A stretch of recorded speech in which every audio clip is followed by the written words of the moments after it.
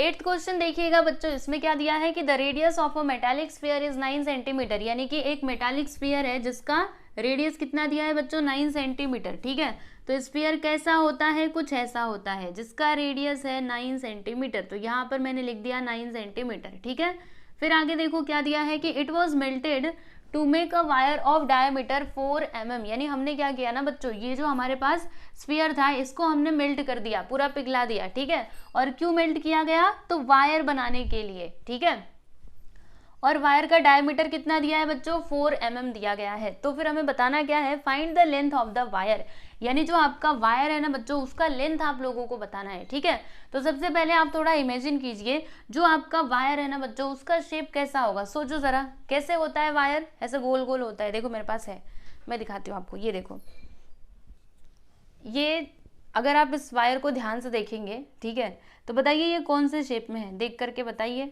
अभी आपको समझ आएगा। कैसा है, सिलेंडर के जैसा है कि नहीं, है ना सिलेंडर के जैसा।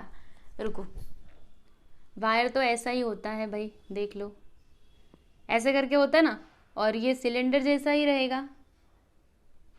ठीक है, तो इस वायर का डायमीटर कितना दिया है बच्चों, 4 mm। डायमीटर मतलब आप जानते हो, जैसे कि अगर मैं इसी को थोड़ा बड़ा करूं, ये वाले हिस्से को, ठीक है, तो ये इसका डायमीटर होगा यहाँ से लेकर के यहाँ तक, कितना दिया है बच्चों, 4 mm दिया गया है। ठीक है, तो फिर हमें इस वायर का लेंथ बताना है। अब लेंथ मतलब क्या होगा, सोचिए जरा, ये तो डायमीटर हो जाएगा। ठीक है, अब लेंथ यानी क्या है, ये जो आपका वायर है ना इसका लेंथ कितना है, समझ रहे हो, यानी कि हमें इसका हाइट बताना है बच्चों, है ना। जब भी हम सिलेंडर की बात करते हैं तो ये क्या होता है, हाइट होता है। ठीक है, तो यहाँ पे हाइट की ही बात की जा रही है, लेंथ यानी क्या, वायर का हाइट ही हम लोगों को यहाँ पर बताना है। ठीक है, तो कैसे करेंगे बच्चों, चलिए आप लोगों को बताती हूँ। सबसे पहले तो जो भी इन्फॉर्मेशन दी गई है उसे हमें लिख लेना चाहिए। तो क्या क्या दिया है, रेडियस दिया गया है, चलो यहाँ पे पहले तो रेडियस लिख लेते हैं। क्या लिखेंगे, radius of a metallic sphere, एकदम सिंपल है, ये वाला तो बहुत ही छोटा है। ठीक है, इसको हम लोग R1 मान लेते हैं। तो कितना दिया है बच्चों, 9 सेंटीमीटर। ठीक है, उसके बाद जो आपका वायर है उसका डायमीटर कितना दिया है, 4 mm। तो यहाँ पे हम लिखते हैं कि डायमीटर ऑफ द वायर, ठीक है,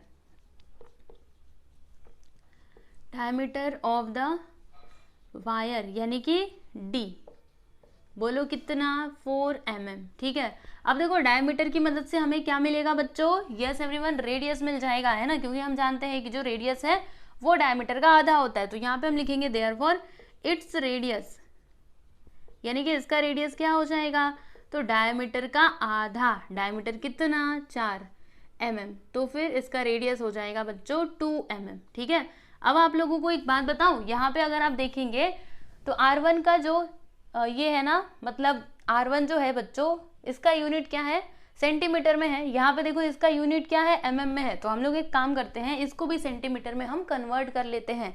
तो देखिए बच्चों, अगर हमें इसको सेंटीमीटर में कन्वर्ट करना है तो क्या करना होगा, एक बात आपको पता है, 1 सेंटीमीटर में ना 10 mm होते हैं। ठीक है, तो अगर मुझे इसको सेंटीमीटर में कन्वर्ट करना है तो क्या करना होगा, इसको हमें 10 से डिवाइड करना होगा। ठीक है, तो यहाँ पे क्या आ जाएगा, 2/10 सेंटीमीटर। ठीक है, तो हमने क्या किया बच्चों, ये जो mm था ना इसको हमने 10 से डिवाइड कर दिया। ठीक है, अब देखो आपको एक और बात थोड़ा मैं बताना चाहती हूँ। जैसे आप लोगों ने देखा होगा, हम लोग क्या करते हैं, कभी कभी तो डिवाइड कर देते हैं यूनिट चेंज करने के लिए, और कभी कभी मल्टीप्लाई कर देते हैं। तो ये आपको कब करना है, सुनो, जब आप किसी छोटे, जैसे कि mm क्या है बच्चों, छोटा होता है, और ये जो सेंटीमीटर है ना, सेंटीमीटर ये बड़ा होता है। ठीक है, तो अगर आप किसी छोटे यूनिट को बड़े यूनिट में कन्वर्ट कर रहे हैं तो वहां पर आपको क्या करना होता है बच्चों, डिवाइड करना होता है। ठीक है, लेकिन अगर आप किसी बड़े यूनिट को छोटे यूनिट में कंसिडर कर रहे हो तो फिर आपको वहां पे मल्टीप्लाई करना होता है। जैसे कि अगर आपको मीटर को, जैसे 2 मीटर है, अब इसे बोला सेंटीमीटर में कन्वर्ट करो, तो यहाँ पे आपको क्या करना होगा, मल्टीप्लाई करना होगा। कितने से मल्टीप्लाई करोगे, तो हम जानते हैं कि 1 मीटर में कितने सेंटीमीटर होते हैं बच्चों, 100 सेंटीमीटर होते हैं ना, 1 मीटर में 100 सेंटीमीटर होते हैं, बराबर। तो अगर मुझे 2 मीटर का बताना है तो 2 इंटू क्या करेंगे हम लोग, 100 कर देंगे, तो क्या आ जाएगा, 200 सेंटीमीटर। समझ पाए कि नहीं, तो इस बात को ध्यान में रखिएगा। अगर हम किसी छोटे वैल्यू को बड़े में कन्वर्ट करते हैं तो फिर वहाँ पे डिवाइड करना होता है, जैसे हमने इधर किया, और जब बड़े को छोटे में कन्वर्ट करते हैं तो वहाँ पे मल्टीप्लाई करना होता है। ठीक है, चलो ये बात तो आपको क्लियर हो ही गई होगी। है ना। यहाँ पर देखिएगा बच्चों, ये जो आपका R2 है, R2 मतलब क्या, डायमीटर का रेडियस कितना हमको मिला है 2/10 सेंटीमीटर, ठीक है। अब देखो यहाँ पर क्वेश्चन में क्या दिया था कि हमने क्या किया, ये स्फीयर को मेल्ट किया, क्या बनाने के लिए, वायर बनाने के लिए। तो यहाँ पे हम लिखेंगे कि इट इज गिवन दैट, क्या दिया गया है, given that the sphere is melted to make the wire, ठीक है। और देखो बच्चों यहाँ पर, एक मिनट ज़रा रुकिए, ये जो R2 है ना, इसको इधर ही लिखो और यहाँ पे हाइट हम लोग लिख लेते हैं। देखिए यहाँ पर मैंने क्या लिखा था, इट्स रेडियस, मतलब ये जो वायर है उसका रेडियस यानी कि R2 क्या होगा, D/2, ठीक है। और फिर आगे का तो वो सेम ही रहेगा, ठीक है ना। अब देखो बच्चों, जो इसका लेंथ है ना, उसको हम लोग मान लेते हैं, क्या कंसिडर कर लेते हैं, h कंसिडर कर लेते हैं, यानी जो वायर है ना उसके लेंथ को हम लोग h कंसिडर कर लेते हैं, क्योंकि अभी अभी मैंने आपको बताया लेंथ मतलब क्या होगा, वो h ही होगा, यानी कि हाइट ही होगा, ठीक है। तो यहाँ पर हम क्या लिखेंगे कि let h be the length of the wire, ठीक है, लेंथ ऑफ द वायर, ठीक। इतनी बात आपको क्लियर है। अब देखो क्वेश्चन में क्या दिया था, it is given that the sphere is melted to make the wire, यानी कि हमने क्या किया है, ये स्फीयर से ही उस वायर को बनाया है, ठीक है। मतलब इसका वॉल्यूम और वायर का वॉल्यूम क्या रहेगा बच्चों, सेम रहेगा, ठीक है, क्योंकि इसी से हमने वो वायर बनाया ना। तो अभी हम लिखेंगे यहाँ पे कि देयरफॉर होगा क्या, वॉल्यूम ऑफ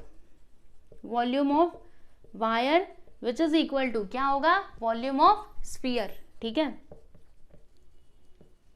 चलो अभी फॉर्मूला हम लोग लिखते हैं। तो ये जो वायर है बच्चों, ये कौन से शेप में है, तो ये आपका सिलेंडर के शेप में है, ठीक है। और सिलेंडर का अगर आपको वॉल्यूम निकालना है तो उसका फॉर्मूला क्या होता है बच्चों, πr²h, ठीक है ना। और यहाँ पे R1 आएगा कि R2 आएगा, तो देखो जो आपका ये कहाँ गया, वायर का जो रेडियस है उसको हमने क्या कंसिडर किया है बच्चों, R2, तो यहाँ पे क्या आएगा, R2 आएगा, ठीक है। फिर वॉल्यूम ऑफ स्फीयर, इसका फॉर्मूला क्या होता है, अगर आपको स्फीयर का वॉल्यूम निकालना है तो फॉर्मूला मैंने क्या बताया था, 4/3 πr³, ठीक है। यहाँ पे R1 आएगा कि R2 आएगा, यस एवरीवन, R1 आएगा, है ना। अब चलिए इसको सिंप्लीफाई करते हैं, तो कैसे किया जाए। तो देखिए बच्चों, पहली बात तो ये पाई से पाई को काट दो, पाई से पाई कटेगा ना, ओके। फिर R2 का वैल्यू कितना है, R2 ये देखो यहाँ पे 2/10 है ना, तो हम इधर लिख देंगे 2/10 का स्क्वायर, ठीक है, क्योंकि यहाँ पे इसका स्क्वायर दिया गया है। फिर उसके बाद हाइट हमें पता है क्या, नहीं पता, यही तो हमें निकालना है, तो कोई बात नहीं, इसको आप ऐसे ही यहाँ पे h लिख करके छोड़ दीजिए। फिर यहाँ पे आएगा 4/3। R1 कितना है बच्चों, R1 वो देखो 9 सेंटीमीटर, यहाँ पे क्या आ जाएगा, 9 का क्यूब, है ना। अब चलिए इसको और अच्छे से सिंप्लीफाई करते हैं। तो क्या करना चाहिए, देखो यहाँ पे क्या है, इसका स्क्वायर है, यानी कि इसको हम लोग 2 बार लिख सकते हैं, 2/10 into 2/10 into h which is equal to 4/3 into, यहाँ पे 9 का क्यूब है ना, तो मतलब 9 को हम लोग 3 बार लिख सकते हैं, 9 इंटू 9 इंटू 9, ठीक है। अब चलिए कैंसिलेशन करते हैं, तो होगा क्या बच्चों, ये 3 3 9, ठीक है, इस तरीके से आ गया। और अभी हम क्या करें, तो देखो ये जो दोनों टर्म्स है ना, इनको हम लोग उस साइड लेकर के जाते हैं, ये h को अकेला छोड़ देते हैं, क्योंकि हमें h का ही वैल्यू चाहिए, ठीक है। तो h which is equal to, इधर क्या बचा हुआ है, 4 इंटू 3 इंटू 9 इंटू 9, ठीक है। अब सुनो ध्यान से, ये 10 इधर डिवाइड में है, जब इधर आएगा तो मल्टीप्लाई में, देखो ये 10 डिवाइड में है, जब इस साइड आएगा तो मल्टीप्लाई में हो जाएगा, सही कर रही हूँ ना मैं। फिर उसके बाद ये जो 2 है बच्चों, ये देखो ऊपर, जब इधर आएगा तो नीचे, 2 ऊपर, इधर आएगा तो नीचे, ठीक है। अब चलिए कैंसिल करते हैं इसको, तो 2 1 ज़ा 2, 2 2 ज़ा 4, फिर क्या होगा, ये 2 से 2 कैंसिल। अब ये जो आपको नंबर्स दिखाई दे रहे हैं, इन सभी का एक साथ मल्टीप्लाई कर दो, आपको हाइट यानी कि लेंथ मिल जाएगा, ठीक है। चलो करते हैं, तो कैसे किया जाए, 9 9 ज़ा 81 है ना, 9 9 ज़ा 81, देखो यहाँ पे करके बताती हूँ, इधर देखो 9 9 ज़ा 81, फिर क्या था, ये 3 था, चलो रहने देते हैं 3 को, इंटू 10 इंटू 10 करेंगे तो क्या आएगा बच्चों, 100 आएगा, तो हम इधर लिख देंगे 100। अब चलो फिर से मल्टीप्लाई करते हैं, 3 1 ज़ा 3, 8 3 ज़ा क्या होता है 24, ठीक है। और इसका मल्टीप्लाई अगर मैं ये 100 में कर दूँ तो ये 00 यहाँ पर आ जाएगा, यानी कि 24,300 क्या आ गया बच्चों, मतलब वो जो वायर था उसका लेंथ आ गया, ठीक है। अभी सेंटीमीटर में आया कि मीटर में आया, तो सब चीज़ यहाँ पे सेंटीमीटर में था ना, तो हमको आंसर मिला है बच्चों सेंटीमीटर में, ठीक है। अब चलिए इसको मीटर में हम लोग कन्वर्ट कर देते हैं। तो मीटर में कैसे कन्वर्ट करोगे, देखो यहाँ पे हम लिखेंगे height which is equal to 24,300 divide कर देंगे बच्चों इसको किससे, 100 से। 100 से हमने क्यों डिवाइड किया, देखो इसका रीजन आप यहाँ पे बता दीजिएगा कि since we know that 1 metre which is equal to क्या होता है बच्चों 100 सेंटीमीटर। तो अगर मुझे ये सेंटीमीटर को मीटर में कन्वर्ट करना है तो क्या करना होगा, डिवाइड करना होगा, ठीक है। फिर जब हम डिवाइड करेंगे तो देखो इससे ये कैंसिल, इससे ये कैंसिल, यानी कि हाइट हमें क्या मिला 243 सेंटीमीटर, ठीक है। तो लास्ट में आंसर लिख दीजिएगा कि therefore length of the wire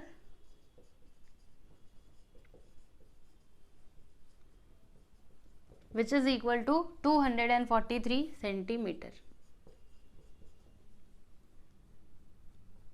ठीक है। तो आप लोग देख सकते हो बच्चों क्वेश्चन नंबर 8 यहाँ पर कंप्लीट हुआ। बच्चों अभी हम देखेंगे क्वेश्चन नंबर 9। तो देखिए इसमें क्या दिया है कि the area of a sector of a circle of 6 centimetre radius is 15 pi square centimetre, यानी कि एक ना सर्कल है, ठीक है, जिसमें क्या है बच्चों एक सेक्टर है। तो समझिएगा ध्यान से, ये जो सेक्टर है ना इसका एरिया कितना दिया है 15 पाई स्क्वायर सेंटीमीटर, यानी कि इसका एरिया है 15 पाई स्क्वायर सेंटीमीटर। और इसमें जो आपका रेडियस है ना, मतलब ये सर्कल का रेडियस कितना दिया है 6 सेंटीमीटर, ठीक है।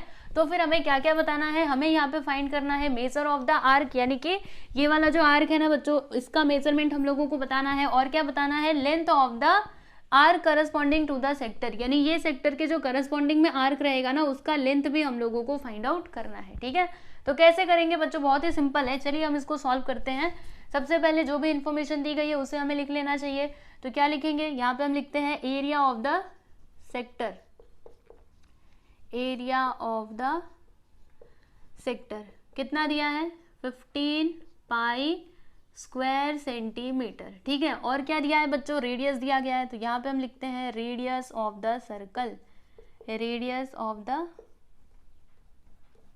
सर्कल यानी कि आर 6 सेंटीमीटर। हमें क्या क्या बताना है बच्चों, मेजर ऑफ द आर्क, यानी कि ये जो आर्क है इसका मेजरमेंट हम लोगों को बताना है। तो देखो बच्चों एक बात तो आप जानते ही हैं, जैसे कि ये आपका सर्कल है और ये क्या है बच्चों, ये एक सेंट्रल एंगल है, ठीक है। तो देखो ये आर्क का मेजरमेंट और ये जो सेंट्रल एंगल है दोनों क्या होते हैं बच्चों, कॉन्ग्रुएंट होते हैं। ये प्रॉपर्टी हमने पहले सीखी है ना कि सेंट्रल एंगल और जो उसके करस्पॉन्डिंग में माइनर आर्क होता है दोनों का मेजरमेंट क्या होता है, इक्वल होता है। तो अगर मैं यहाँ पर ये एंगल का मेजरमेंट फाइंड आउट कर लूँ यानी मुझे मिल जाएगा मेजर ऑफ द आर्क, सही बात है ना। तो हम लोगों को क्या फाइंड आउट करना पड़ेगा बच्चों, ये थीटा का वैल्यू फाइंड आउट करना पड़ेगा, ठीक है। तो यहाँ पे हम लिखते हैं कि let the measure of the arc, measure of the arc be theta, ठीक है। हमने क्या कंसिडर कर लिया बच्चों, थीटा कंसिडर कर लिया, ठीक है। अभी हम क्या करेंगे, यहाँ पर फॉर्मूला लगाएंगे। कौन सा फॉर्मूला लगाएंगे, एरिया ऑफ द सेक्टर का। चलिए बताइए जल्दी से, फॉर्मूला क्या होता है, एरिया ऑफ द सेक्टर याद किया था ना आप लोगों ने, क्या होता है theta upon 360 into pi r square. चलो अभी सारे वैल्यूज को इधर पुट करते जाएंगे, फिर हमें थीटा का वैल्यू मिल जाएगा। तो area of the sector 15 pi, यहाँ पे लिख दीजिएगा 15 पाई, ठीक है, which is equal to theta हमें नहीं पता एंड 360 इंटू पाई ऐसे ही रहने दो, फिर आर का वैल्यू 6। तो यहाँ पे क्या आ जाएगा बच्चों 6 इंटू 6, क्योंकि क्या है 6 का स्क्वायर है ना इसके लिए, ठीक है। अब आगे क्या करना चाहिए, तो देखिए यहाँ पे कुछ कैंसिल हो रहा है तो आप लोग कैंसिल कर सकते हैं। तो देखो बच्चों ये जो है ना थीटा, थीटा से थीटा को हम लोग कैंसिल कर सकते हैं ना, हो तो सकता है ऐसा, ठीक है। तो देखो थीटा को थीटा से मैंने कैंसिल कर दिया, फिर क्या किया जाए, यहाँ पे देखो 6 1 जा 6, 6 6 जा 36, ठीक है। फिर ये 6 से कैंसिल हो जाएगा, मतलब यहाँ पे क्या बचा 15 और इधर क्या बचा बच्चों थीटा अपॉन 60, 60 नहीं, एक मिनट, यहाँ पे 6 आया था इसने इसको कैंसिल किया ना, मतलब यहाँ पे है बच्चों 10 ओनली, ठीक है। अब क्या करेंगे, ये जो 10 है इसको इधर बुला लेते हैं, तो क्या हो जाएगा 15 into 10 which is equal to theta, यानी थीटा का वैल्यू हमें क्या मिलेगा बच्चों 150 डिग्री, ठीक है। तो थीटा का वैल्यू मिला, यानी हमें ये मेजर ऑफ द आर्क भी मिल चुका है, कितना 150 डिग्री, ठीक है। इतनी बात आपको क्लियर है, देखो ये है 150 डिग्री की। डिग्री का, अगर ये इतना है तो इसका जो आर्क है इसका भी मेजरमेंट कितना हो जाएगा बच्चों 150 डिग्री। ठीक है, तो पहला काम तो हमने कर लिया। अब उसके बाद हमें लेंथ ऑफ द आर्क बताना है, मतलब ये वाला जो आर्क है इसका लेंथ हम लोगों को बताना है। तो इसके लिए आपके पास दो फॉर्मूले हैं। देखो हमने दो फॉर्मूले देखे थे ना, आपको बताती हूँ। देखो पहला तो ये था, अगर एरिया ऑफ द सेक्टर, देखो बच्चों मैंने आप लोगों को क्या फॉर्मूला बताया था, पहला तो ये था एरिया ऑफ द सेक्टर का फॉर्मूला, और दूसरा क्या था L इंटू आर अपॉन 2। ठीक है, L मतलब क्या होता है, length of the arc. Okay, तो एक तो ये फॉर्मूला है लेंथ निकालने का, या फिर दूसरा फॉर्मूला क्या था बच्चों, ये था ना length of the arc which is equal to क्या होता है थीटा अपॉन 360 इंटू 2πr। ठीक है, तो आपके पास दोनों ही फॉर्मूले हैं, किसी का भी यूज कर सकते हो, वो आपके ऊपर है कौन सा यूज करना है। तो चलो हम लोग यही वाला नीचे वाला यूज कर लेते हैं। ठीक है, तो चलो अभी मैं इसको रफ कर देती हूँ और यहाँ पे हम लोग आगे का सॉल्यूशंस करते हैं। ठीक है, क्या लिखेंगे यहाँ पर कि length of the arc, length of the arc यानी कि L क्या होता है formula, theta upon 360 into 2πr। ठीक है, अब उसके बाद थीटा का वैल्यू कितना आया है बच्चों 150 डिग्री, फिर अपॉन में 360 इंटू 2 और इंटू पाई का वैल्यू ना आप पुट मत कीजिए, ऐसे ही रहने दीजिए। ठीक है, और आर का वैल्यू कितना है 6, तो यहाँ पे हम लिख देंगे बच्चों 6। ठीक है, अब चलिए इसको कैंसिल करते हैं, तो 0 0 गया, फिर 6 1 6, 6 6 36। ठीक है ना, फिर ये 2 से कैंसिल करो, 2 1 2, 2 3 6, फिर देखो ये 3 से जाएगा, 3 1 3, 3 5 15, मतलब इधर क्या है बच्चों 5 पाई। ठीक है, तो लेंथ ऑफ द आर्क हमको क्या मिला, तो हमें ये मिल चुका है 5 पाई सेंटीमीटर। ठीक है बच्चों, तो यहाँ पे लास्ट में आप लोग आंसर लिख सकते हो कि hence major of the arc, measure of the arc is क्या आया है 150 degree and length of the arc is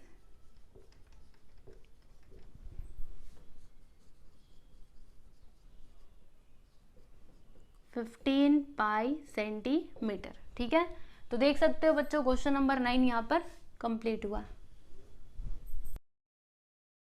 चलिए बच्चों अभी हम लोग देखते हैं क्वेश्चन नंबर 10। तो देखिएगा 10th क्वेश्चन में क्या दिया है, इन फिगर 7.47 यानी कि इस फिगर में segment A B is a कोड ऑफ अ सर्कल। देखो बच्चों यहाँ पर ये आपका सेगमेंट ए बी है जो क्या है कोड ऑफ द सर्कल, और इसका सेंटर क्या है बच्चों पी, यानी ये हमारा क्या हो जाएगा बच्चों सेंटर हो जाएगा। ठीक है, फिर आगे क्या है कि P A which is equal to 8 centimetre, यानी कि पी से लेकर के ए तक कितना है 8 सेंटीमीटर है, और डिस्टेंस ऑफ कोड A B from the centre P is 4 centimetre, यानी कि सेंटर से लेकर के ये कोड तक का डिस्टेंस कितना दिया है बच्चों 4 सेंटीमीटर। ठीक है, यहाँ पर हम लोग एक पॉइंट ले लेते हैं पॉइंट क्यू। ठीक है, और देखो बच्चों अगर ये आपका क्या है डिस्टेंस है तो फिर यहाँ पे 90 डिग्री का एंगल बनेगा, है ना। तो यहाँ पे हम लोग लिख देते हैं, क्या लिखेंगे पता है आपको, यहाँ पे हम लिखते हैं कि ड्रॉ, हमने ये पी क्यू ड्रॉ किया। ठीक है, ड्रॉ सेग पी क्यू जो क्या है परपेंडिकुलर है किसके ऊपर, तो कोड ए बी के ऊपर। ठीक है, यस ये हमने लिख दिया।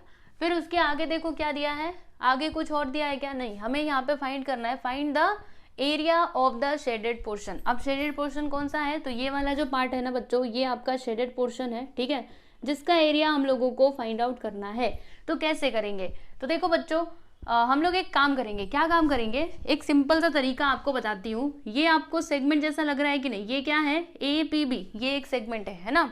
तो अगर मैं ये पूरा सेगमेंट के एरिया में से ये जो हमारे पास ट्राइंगल है बच्चों, ये जो ट्राइंगल आपको दिखाई दे रहा है, अगर मैं इसके एरिया को माइनस कर दूं तो फिर मुझे ये वाला एरिया मिलेगा, बिल्कुल मिलेगा। देखो अगर मैं ये सेक्टर का एरिया फाइंड आउट करती हूँ, मैंने ना ये सेक्टर का एरिया फाइंड आउट कर लिया, और फिर ये जो ट्राइंगल है ना इसका एरिया मैंने फाइंड कर लिया, तो अगर मैं ये पूरे सेक्टर के एरिया में से इतना वाला जो पार्ट है ना बच्चों इसका एरिया अगर मैं माइनस कर दूं तो मुझे ये वाला हिस्सा मिलेगा कि नहीं मिलेगा ना।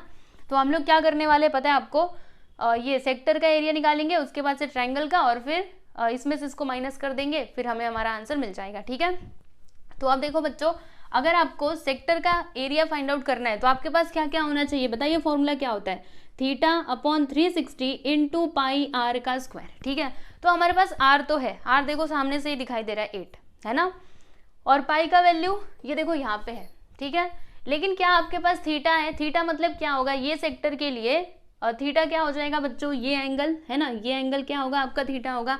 तो क्या हमारे पास थीटा है? नहीं है ना। तो सबसे पहले हम लोग क्या करेंगे, ये जो थीटा है ये फाइंड आउट करेंगे। अब थीटा कैसे मिलेगा, ये भी सिंपल है। देखो हम लोग क्या कर सकते हैं ना, क्या कर सकते हैं बताओ आपको। देखो थीटा निकालने के कई सारे मेथड्स हैं। जैसे कि अगर मुझे ये वाला एंगल चाहिए, ठीक है, तो हम लोगों ने वो जो ट्रिग्नोमेट्री में रेशियो पढ़े थे ना बच्चों, ट्रिग्नोमेट्रिक रेशियो का भी आप यूज कर सकते हो।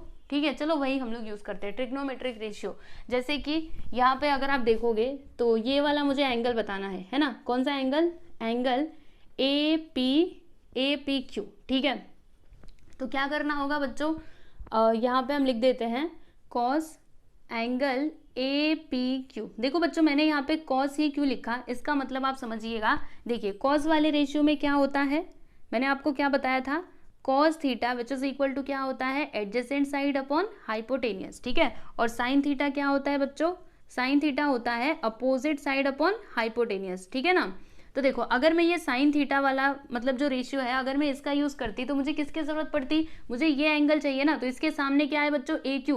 तो क्या हमारे पास ए क्यू का लेंथ है, नहीं है ना, इसके लिए हम लोग ये वाला रेशियो यूज नहीं करेंगे। तो फिर कौन सा, ये वाला रेशियो यूज करेंगे, यानी कॉस वाला रेशियो यूज करके ये वाले एंगल का मेजरमेंट फाइंड आउट करेंगे। ठीक है, तो यहाँ पे हम लिखते हैं कैसे लिखेंगे, देखो एंगल, या फिर ऐसे लिखो, पहले तो आप लिख दो कि in triangle A P Q. ठीक है, in triangle A P Q, triangle A P Q में हम जानते हैं, क्या जानते हैं कि ये वाला जो एंगल है ना बच्चों, एंगल क्यू, ठीक है, ये कितने डिग्री का है, 90 डिग्री का है। ऐसा हमने कैसे बोल दिया, अरे देखो ना इधर हमने लिखा था ना कि सेग पी क्यू जो है ये परपेंडिकुलर है कोड ए बी के ऊपर, इसके लिए ये 90 डिग्री का है ना। और अगर ये 90 डिग्री का है तो फिर हम लोग यहाँ पे ट्रिग्नोमेट्रिक रेशियो का यूज कर सकते हैं। तो अभी हम लिखेंगे देयरफॉर कॉस, ये एंगल का नाम लिख दीजिए ए पी क्यू। ठीक है, कॉस ए पी क्यू किसके इक्वल होगा, तो एडजेसेंट साइड अपॉन हाइपोटेनियस। तो डायरेक्टली हम लिखते हैं, देखो ये एंगल के लिए एडजेसेंट साइड क्या हो जाएगा बच्चों, पी क्यू। तो ऊपर क्या लिखा जाएगा, पी क्यू,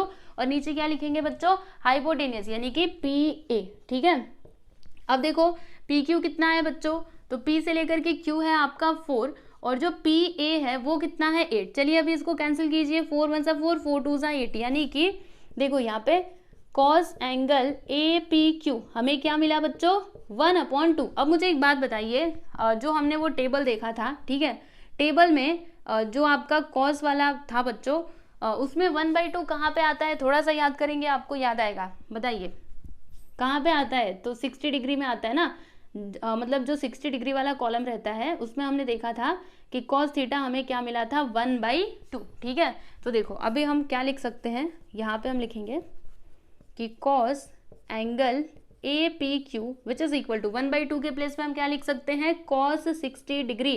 क्यों ऐसा, क्योंकि हम जानते हैं कॉस 60 का वैल्यू क्या होता है, 1/2 होता है। ठीक है, तो यहाँ पर देखो बच्चों इधर भी कॉस इधर भी कॉस, मतलब दोनों के दोनों क्या है, सेम टू सेम है ना, इधर भी कॉस है इधर भी कॉस है। ठीक है, तो फिर हम इन दोनों को जब कंपेयर करेंगे तो हमें पता चलेगा कि एंगल ए पी क्यू कितना डिग्री हो जाएगा, 60 डिग्री।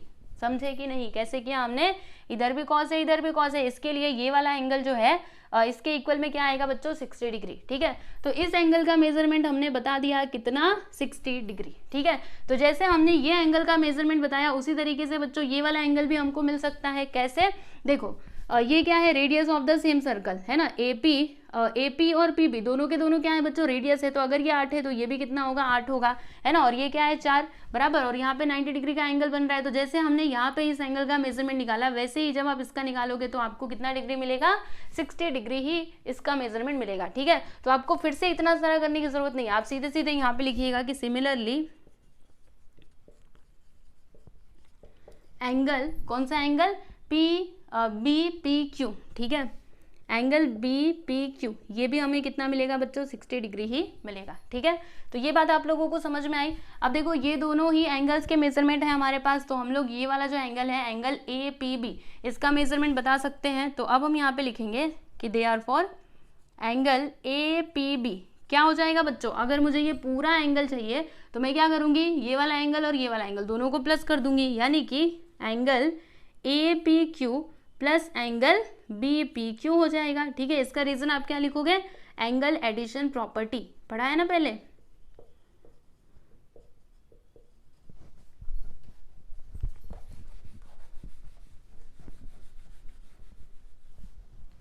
एडिशन प्रॉपर्टी,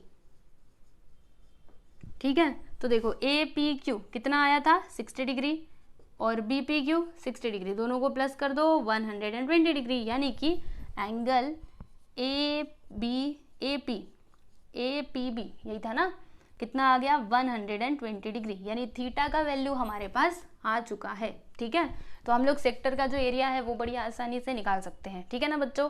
चलो सेक्टर वाला तो टेंशन खत्म हुआ। अब उसके बाद हम लोग ये ट्रायंगल की बात करते हैं, ठीक है। अभी हम लोग सेक्टर का एरिया निकाल लेंगे, उसकी चिंता मत करना, ठीक है। जो हमें सेक्टर से रिलेटेड जो फाइंड करना था वो तो हमने मेन चीज फाइंड आउट कर ही लिया है ना। अब यहाँ पे हम लोग ये ट्रायंगल की बात करते हैं।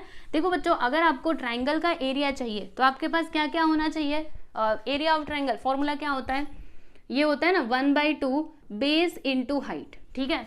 तो इस ट्रायंगल में हाइट क्या हो जाएगा बच्चों, ये जो पी क्यू है ये आपका हाइट हो जाएगा, ठीक है। और बेस क्या होगा, तो बेस आपका हो जाएगा ए बी, है ना। तो क्या हमारे पास ए बी का लेंथ है, मुझे बताइए ए बी का लेंथ है क्या हमारे पास, नहीं है ना। तो हमें क्या करना होगा, ये जो ए बी है इसका लेंथ पहले तो फाइंड आउट करना पड़ेगा, तभी जाके हमें ये ट्रायंगल का एरिया मिल सकता है, ठीक है। तो अब ये कैसे निकालेंगे, देखो हम क्या लिखेंगे पता है आपको। देखो बच्चों, आप लोगों ने क्लास 9 में एक प्रॉपर्टी पढ़ी थी, कौन सी प्रॉपर्टी की, अगर मतलब इस तरीके से आपका ट्रायंगल है और ये कोड है, ठीक है, और हम लोग क्या करते हैं कोई परपेंडिकुलर लाइन इस कोड के ऊपर ड्रॉ करते हैं, तो ये जो परपेंडिकुलर है ना बच्चों, ये क्या करता है, इस कोड को 2 इक्वल पार्ट्स में डिवाइड करता है। पढ़ा था कि नहीं, पढ़ा था ना। तो यहाँ पे होगा क्या, देखो ये क्या है, ये इसके ऊपर परपेंडिकुलर है, यानी कि ये वाला सेगमेंट और ये वाला सेगमेंट दोनों क्या हो जाएंगे, कॉन्ग्रुएंट, क्योंकि इसने क्या किया, इसको 2 इक्वल पार्ट्स में डिवाइड कर दिया, ठीक है। तो यहाँ पर हम एक बात लिख सकते हैं, क्या लिख सकते हैं कि ये जो ए क्यू है ना, ये इक्वल रहेगा किसके, बी क्यू के, ठीक है बच्चों। इसका रीजन आप क्या लिखोगे, तो वही जो मैंने आपको स्टेटमेंट बताया पूरा लिख दीजिए कि perpendicular drawn from the centre of the circle to the code, perpendicular drawn from the centre of the circle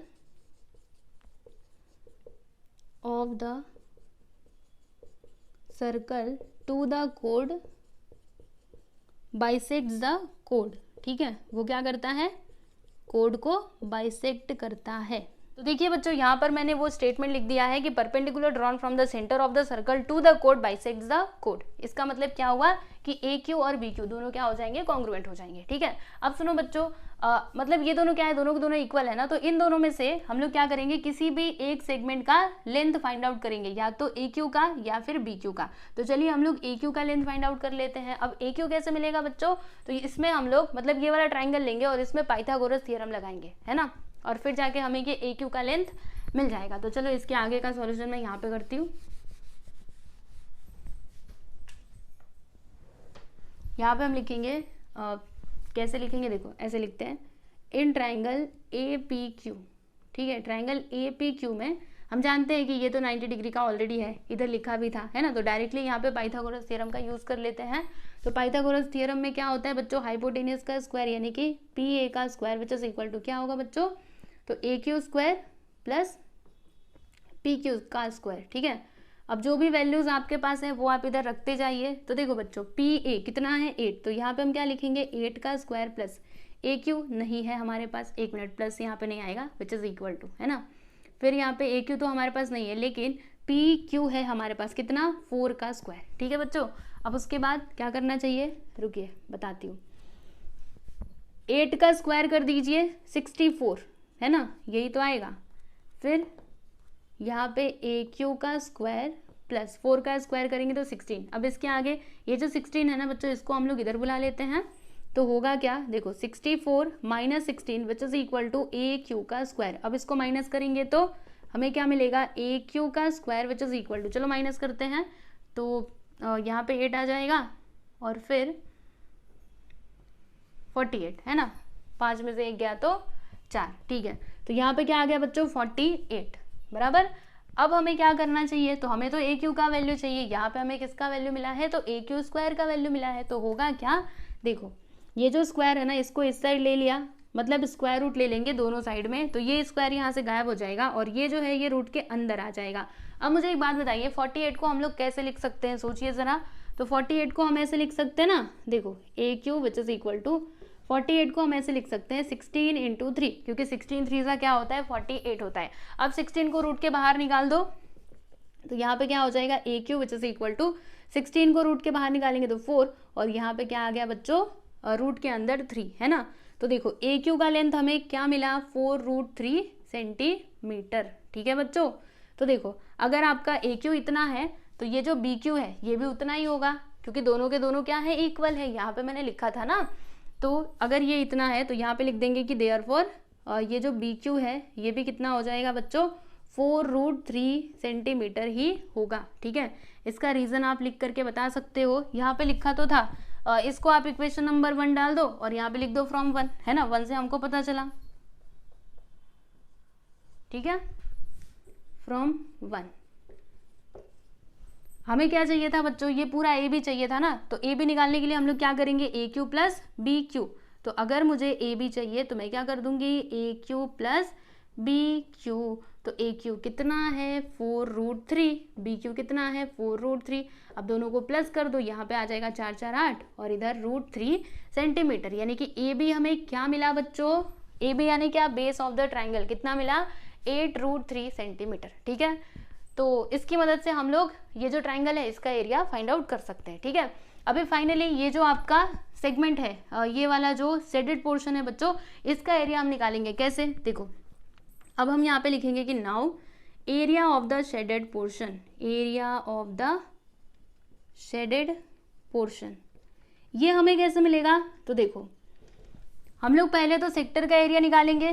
तो इसका फॉर्मूला क्या बनेगा उसे आप लोग ध्यान से समझिएगा। देखिए फॉर्मूला क्या बनेगा, एरिया ऑफ सेक्टर, इसको मैं थोड़ा नीचे लिख देती हूँ। ठीक है, area of the shaded portion which is equal to area of sector,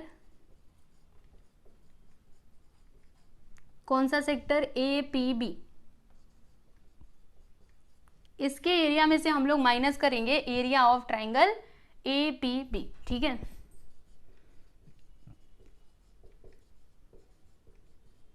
समझे कि नहीं, ये सेक्टर के एरिया में से ये वाला जो ट्राइंगल है इसके एरिया को हम लोग माइनस कर देंगे। अब चलिए बच्चों फॉर्मूला लिखते हैं। तो एरिया ऑफ सेक्टर का फॉर्मूला क्या होता है, तो ये होता है ना थीटा अपॉन में 360 डिग्री, फिर यहाँ पे क्या आता है इंटू पाई आर का स्क्वायर। ठीक है, फिर उसके बाद area of triangle A P B क्या होगा 1/2 बेस इंटू हाइट। तो यहाँ पे आएगा बच्चों 1/2 इंटू बेस इसका क्या है ए बी और जो इसका हाइट है ना वो क्या है बच्चों पी क्यू। तो यहाँ पे हम लोग क्या कर देंगे इधर पी क्यू लिख देंगे। ठीक है, इतनी बातें आपको क्लियर है। फिर उसके बाद जो भी वैल्यूज हैं हमारे पास वो हम इधर पुट करते जाते हैं। तो देखो बच्चों थीटा हमने फाइंड आउट किया था ना, कहाँ पर तो निकाला था, ये देखो एंगल ए पी बी कितना आया था 120 degree. Angle A P B का मतलब क्या होगा थीटा होगा। तो यहाँ पे आप लिख सकते हो ब्रैकेट के अंदर थीटा, है ना, जो कितना है 120 डिग्री। तो यहाँ पर हम लिख देंगे बच्चों 120 डिग्री अपॉन में 360 इंटू पाई का वैल्यू हमें क्या लेना है तो 3.14 लेना है। चलिए ले लेते हैं, है ना। फिर आर का वैल्यू, तो रेडियस कितना है बच्चों, ये देखो 8 सेंटीमीटर है ना। यहाँ पे क्या है इसका स्क्वायर है यानी क्या आएगा 8 इंटू 8 माइनस यहाँ पे 1/2। ए बी का लेंथ कितना है तो ए बी हमने फाइंड आउट किया था ना 8√3।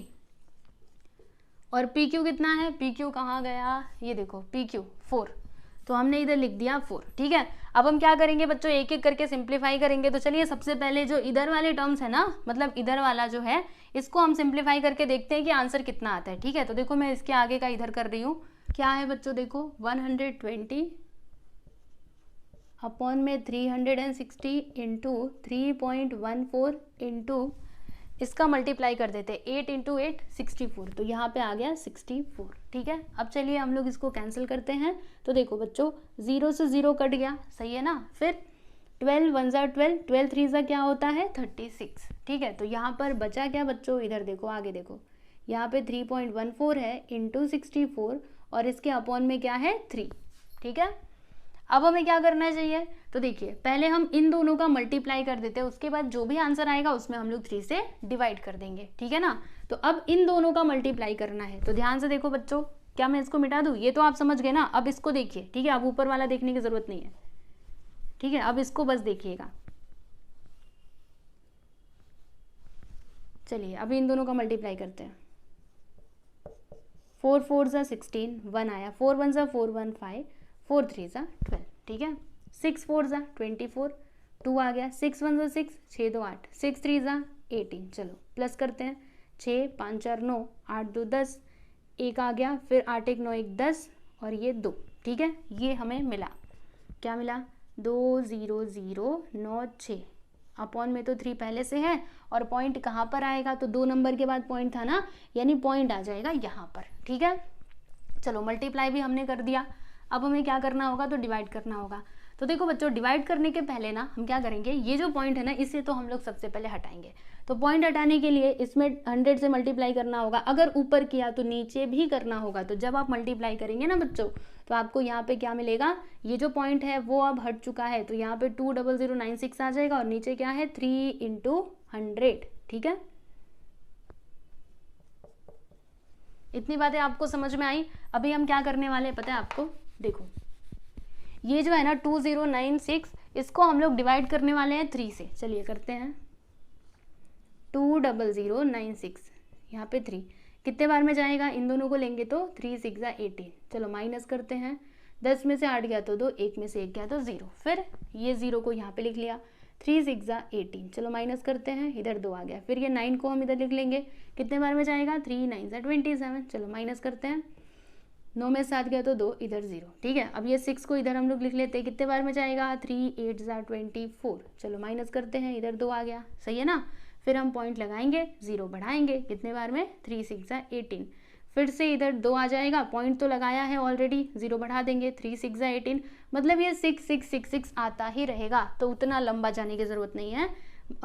जब हमने इसको इससे कैंसिल किया तो आंसर क्या आया, 6698.66, बस इतना ही लिखो, ठीक है, ज़्यादा आगे जाने की आपको ज़रूरत नहीं है। और देखो बच्चों, इधर नीचे क्या था, 100 है ना। अब हमें क्या करना चाहिए, तो देखो जब हम इसको 100 से डिवाइड करेंगे ना बच्चों, तो यहाँ पे देखना कितना 0 है, 2 0 है ना। तो देखो होगा क्या, पीछे से 2 नंबर के बाद हम लोग पॉइंट लगा देंगे, लेकिन याद रखना ये जो अभी आप नंबर काउंट करोगे ना बच्चों, वो आपको यहाँ से करना है, यहाँ से नहीं, ठीक है। ये तो पॉइंट के उधर वाले नंबर्स है ना, तो उनको नहीं देखना है, इधर देखिएगा। तो इधर काउंट करो 1 2, यानी कि पॉइंट कहाँ पे आएगा बच्चों, यहाँ पर आएगा, कहाँ पर, यहाँ पर, ठीक है। मतलब ये वाला जो पॉइंट है ना वो शिफ्ट हो जाएगा, इधर आ जाएगा, देखो ऐसे 66.98666, इस तरीके से, ओके।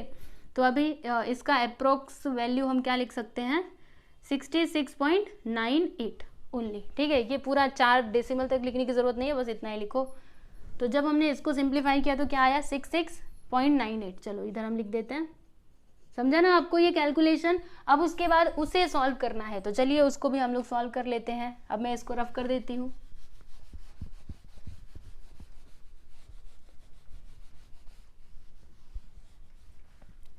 उधर क्या है देख लेते हैं एक बार, 1/2 × 8√3 × 4, ठीक है। अब देखो होगा क्या, 2 1 ज़ा 2 और 2 4 ज़ा 8, ठीक है। फिर 4 4 ज़ा 16 और ये √3। अब देखो बच्चों √3 का वैल्यू क्या है, 1.73, तो हम क्या लिखेंगे, 16 × 1.73। अब इन दोनों का करना है मल्टीप्लाई, चलो फिर कर देते हैं, देरी किस बात की। 6 3 ज़ा 18, 1 आ गया, 6 7 ज़ा 42 होता है ना, यस 42, 6 7 ज़ा 42 और 1 43, फिर इधर 4 आ गया, 6 1 ज़ा 6, 6 4 10, 3 7 1 8, 3 3 6 7 2, है ना। पॉइंट कहाँ पे लगाएंगे, तो इधर 2 नंबर के बाद पॉइंट था ना, तो हम इधर पॉइंट लगा देंगे, यानी क्या आया बच्चों, 27.68। चलिए अब इसको इसमें से माइनस कर दीजिए। तो माइनस कैसे किया जाता है वो भी बता देती हूँ। देखो क्या है उधर 66.98, इसमें से हमें माइनस करना है 27.68 को। तो 8 में से 8 गया तो 0, 9 में से 6 गया तो 3, ठीक है। 6 में से 7 नहीं जाने वाला, इसने एक इसको दिया, तो 16 में से 7 जाएगा तो 9 और 5 में से 2 जाएगा तो 3, यानी क्या आया बच्चों 39.30। तो हम इधर लिख देते हैं 39.30। ये हमें क्या मिला, area of the shaded portion, ठीक है। लिख दीजिए लास्ट में आंसर कि therefore area of the shaded portion. देखिए बच्चों यहाँ पे मैंने आंसर लिख दिया है, क्या लिखा है, area of the shaded portion which is equal to 39.30 square centimetre, ठीक है। तो फाइनली आपका ये जो क्वेश्चन नंबर 10 है ये कंप्लीट हुआ। तो इसे आप अच्छे से देख लो, फिर उसके बाद हम लोग देखते हैं क्वेश्चन नंबर 11। यहाँ पर देखिएगा बच्चों, ये है आपका क्वेश्चन नंबर 11। तो देखिए इसमें क्या दिया है कि इन द फिगर 7.48 यानी कि इस फिगर में square ABCD is inscribed in the sector PCQ। देखो बच्चों यहाँ पे ना एक स्क्वायर की बात की जा रही है जिसका नाम क्या है ABCD। आप देख पा रहे होंगे, देखो ये क्या है बच्चों, ये आपका स्क्वायर है जो इंस्क्राइब्ड है कौन से सेक्टर में, तो ये वाले सेक्टर में, ठीक है। ये वाला जो सेक्टर आपको दिखाई दे रहा है बच्चों, इसके अंदर ये क्या है, इंस्क्राइब्ड है, ठीक है। फिर आगे क्या है, आगे देखो the radius of sector CBXD। अब देखो BXD सेक्टर का मतलब कौन सा सेक्टर बच्चों, ये वाले सेक्टर की बात की जा रही है। इसके अंदर दो सेक्टर्स हैं, एक तो ये बड़ा वाला जो आपको दिखाई दे रहा है, ये आपका एक सेक्टर है, और दूसरा ये छोटा वाला है, ठीक है। तो जो छोटा वाला सेक्टर है ना बच्चों, उसका रेडियस कितना दिया है, 20 सेंटीमीटर, ठीक है। जैसे कि ये मेरा क्या है, ध्यान से समझने की कोशिश करना, हाँ आपको सारी चीजें समझ आएंगी, बस इधर देखते जाओ।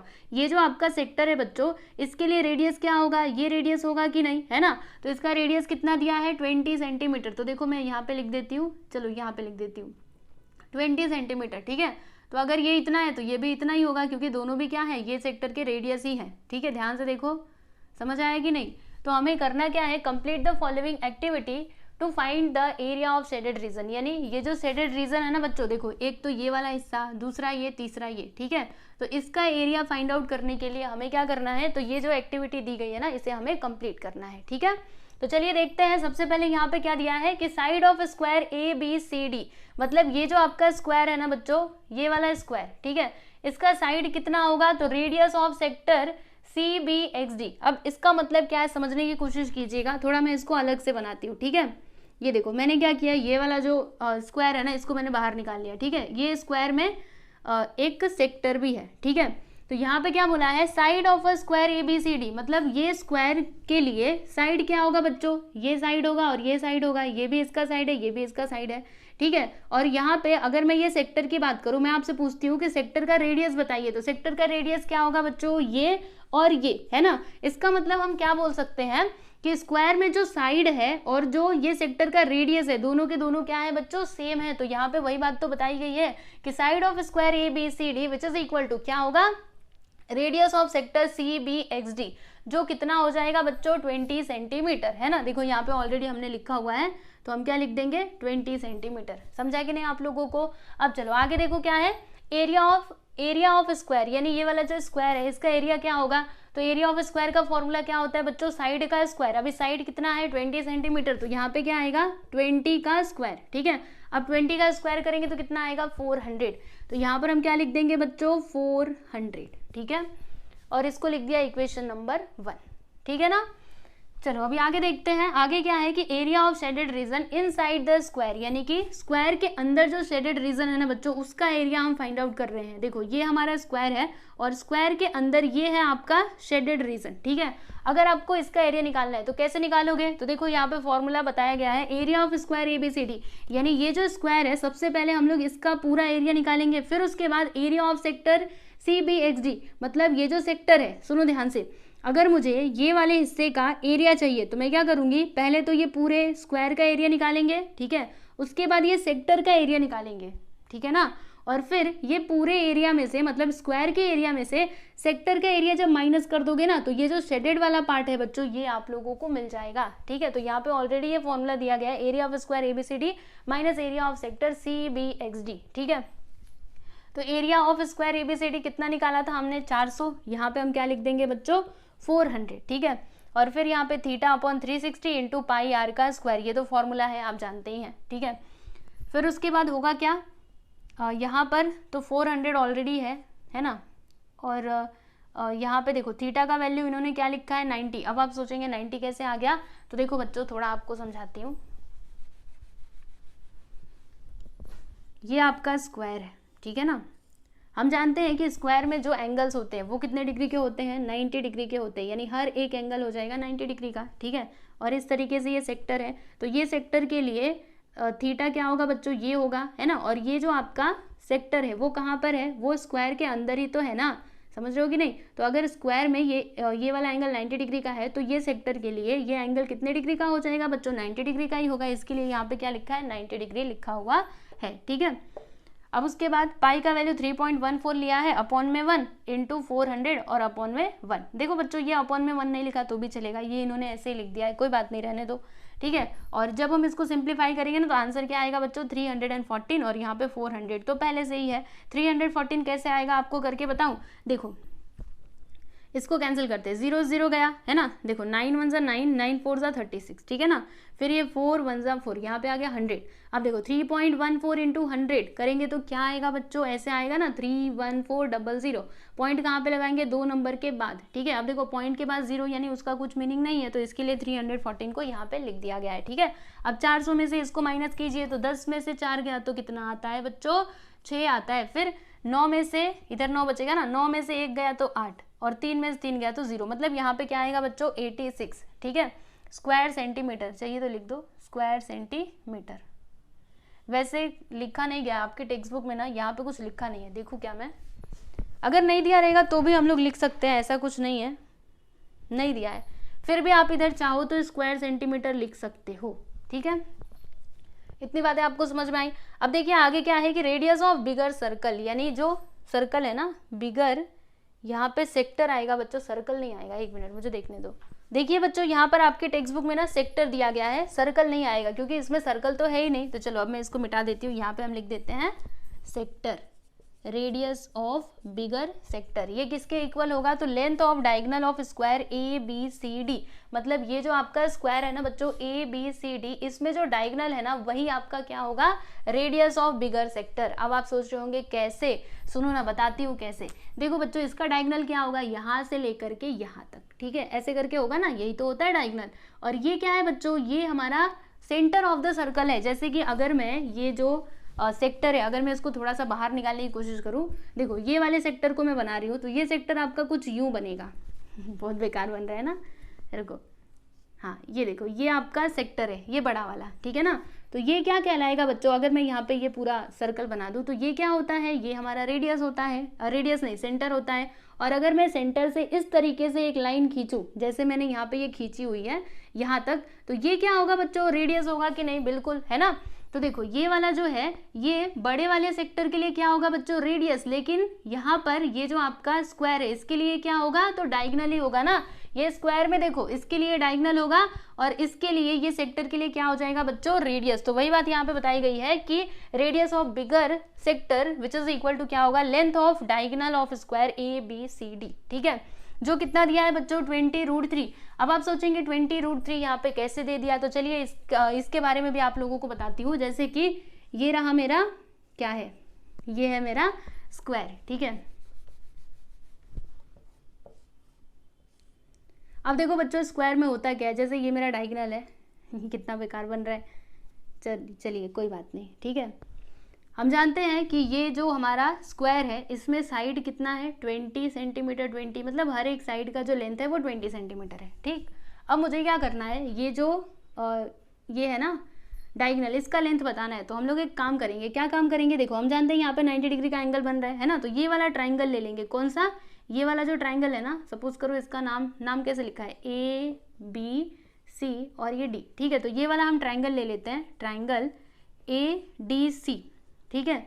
इसमें जो आपका एंगल डी है वो है 90 डिग्री का, मतलब यहाँ पे पाइथागोरस थ्योरम का यूज हम लोग कर सकते हैं, है ना। तो पाइथागोरस थ्योरम क्या होता है बच्चों, हाइपोटेनस का स्क्वायर, तो इसके सामने क्या है AC, यानी यहाँ पे क्या आ जाएगा AC का square which is equal to क्या हो जाएगा AD स्क्वायर प्लस DC का स्क्वायर, है ना। तो AD का लेंथ कितना है बच्चों 20, तो यहाँ पे आएगा 20 का स्क्वायर प्लस DC कितना है, ये भी है 20, तो 20 का स्क्वायर, 20 का स्क्वायर कितना होता है बच्चों 400 प्लस ये वाले 20 का स्क्वायर भी 400 हो जाएगा, दोनों को प्लस कर दीजिए, क्या आएगा बच्चों 800, ठीक है।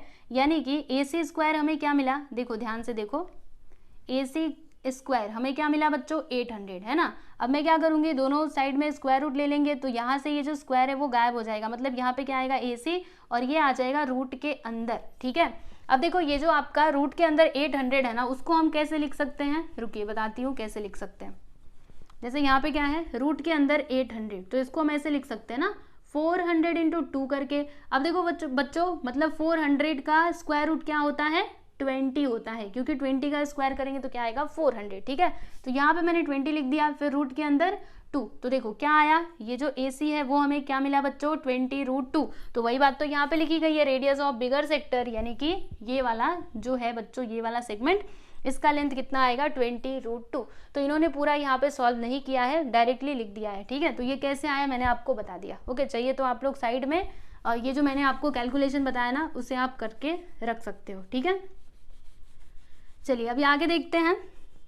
आगे क्या दिया है कि area of the shaded region outside the circle, outside the square, यानी कि ये जो आपका स्क्वायर है इसके बाहर में जो एरिया है, ठीक है, देखो ये आपका पूरा स्क्वायर है, ठीक है। अभी इसके बाहर शेडेड रीजन कौन सा है, ये वाला, और दूसरा ये वाला, ठीक है। अभी इसका एरिया हम निकाल रहे हैं, तो इसका एरिया हमको कैसे मिलेगा, तो सबसे पहले एरिया हम लोग फाइंड आउट करेंगे किसका, सेक्टर PCQ का, यानी कि ये जो आपको सेक्टर दिखाई दे रहा है ना बच्चों, इसका एरिया निकालेंगे, और इसके एरिया में से एरिया ऑफ स्क्वायर ABCD, यानी ये जो आपका स्क्वायर है ना इसके एरिया को हम माइनस कर देंगे, तब जाके हमें क्या मिलेगा, ये वाला जो शेडेड पोर्शन है ना आउटसाइड द स्क्वायर, यानी कि ये और ये, ठीक है, इन दोनों का हमको एरिया मिल जाएगा। मेरी बात समझ में आई कि नहीं। क्या करेंगे, पूरे सेक्टर का एरिया निकालेंगे, फिर उसमें से ये जो स्क्वायर का एरिया है उसको हम लोग माइनस कर देंगे, तब जाके हमें ये दोनों का एरिया मिलेगा। तो वही बात यहाँ पे लिखी गई है, area of sector PCQ minus area of square ABCD, ठीक है। तो area of sector PCQ minus area of square ABCD, तो यहाँ पे फॉर्मूला लिखा हुआ है θ/360 पाई इंटू r का स्क्वायर, और यहाँ पे क्या आएगा बच्चों, तो देखो अगर इन्होंने यहाँ पे फॉर्मूला लिखा है तो यहाँ पे हमको फॉर्मूला ही लिखना है, ठीक है। डायरेक्टली आप ये वैल्यू मत लिखिएगा, जैसे इधर हमने एरिया निकाला था 400 उठा करके लिखना मत, क्योंकि यहाँ पे इन्होंने फॉर्मूला लिखा है तो इधर भी आप लोग फॉर्मूला ही लिखिएगा, ठीक है। फिर उसके बाद इन्होंने यहाँ पे सारी वैल्यूज को पुट किया है ना। देखो थीटा का वैल्यू यहाँ पे क्या हो जाएगा 90 कैसे हुआ, देखो ये वाले सेक्टर के लिए थीटा ये होगा, है ना, और थीटा का वैल्यू कितना होगा 90, क्योंकि ये किस में आ रहा है, स्क्वायर में आ रहा है, और स्क्वायर का एंगल होता है 90 डिग्री का, हम जानते हैं, ठीक है। फिर यहाँ पे इसका वैल्यू इन्होंने 3.14 लिया, और r मतलब ये जो बड़ा वाला ये सेक्टर है इसका रेडियस यहाँ पे निकाला था ना 20√3, तो यहाँ पे लिख दिया इन्होंने -20 का स्क्वायर, ठीक है। अब इसको सिंप्लीफाई करना पड़ेगा बच्चों, तो चलो इसको सिंप्लीफाई करके देखते हैं कि आंसर कितना आता है। तो क्या है, देखो 90/360 इंटू 3.14 इंटू 20√2 का स्क्वायर, ठीक है। अब देखो बच्चों होगा क्या, 0 0 कैंसिल, सही है ना। फिर 9 1 9, 9 4 36, तो यहाँ पे क्या आ गया 1/4 इंटू 3.14 इंटू, अब देखो बच्चों 20 का स्क्वायर क्या हो जाएगा 400, सही है ना। और यहाँ पर क्या होगा, ये जो रूट के अंदर 2 है, अगर मैं इसका स्क्वायर करूँ, देखो रूट के अंदर 2, इसका स्क्वायर करेंगे तो स्क्वायर से रूट कैंसिल हो जाएगा, होगा कि नहीं। तो यहाँ पे क्या आएगा बच्चों 2 आएगा, समझे कि नहीं। कैसे किया हमने, देखो इसमें बड़ा कंफ्यूजन होता है, तो कंफ्यूज बिल्कुल भी नहीं होना। यहाँ पे क्या था, इस तरीके से था ना, तो जब मैं ये ब्रैकेट हटाऊंगी ना तो ये जो स्क्वायर है ना बच्चों ये दोनों के पास चला जाएगा, यानी कि मैंने ये ब्रैकेट हटा दिया तो 20 का भी स्क्वायर होगा और √2 का भी स्क्वायर होगा। तो 20 का स्क्वायर 400 जो मैंने इधर लिखा, और इसका स्क्वायर क्या होगा, तो स्क्वायर से रूट कैंसिल यानी कि 2, तो ये मैंने इधर लिख दिया है, ठीक है, समझे ना। चलो अभी देखते हैं आगे। देखो यहाँ पे 2 1 2, 2 2 4, फिर 2 1 2, 2 2 4, यहाँ पे आ गया 200। अब इन दोनों का मल्टीप्लाई कर देते हैं तो कितना आंसर आएगा, देखो 2 4 क्या होता है बच्चों 8 होता है, फिर 2 1 2, 2 3 6, और ये जो 2 0 है ना इसे हम लोग इधर लिख देंगे 1 2।